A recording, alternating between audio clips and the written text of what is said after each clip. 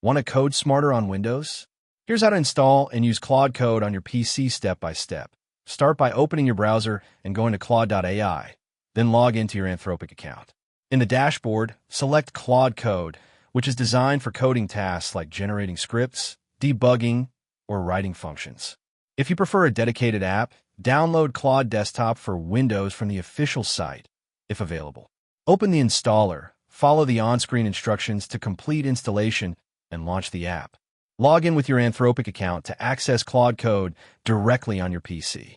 Once installed, start a new project or chat in Claude Code.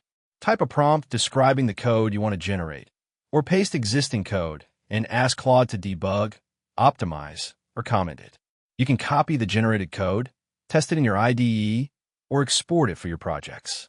Claude Code supports multiple programming languages and can handle complex tasks like writing APIs, generating functions, or converting code between languages.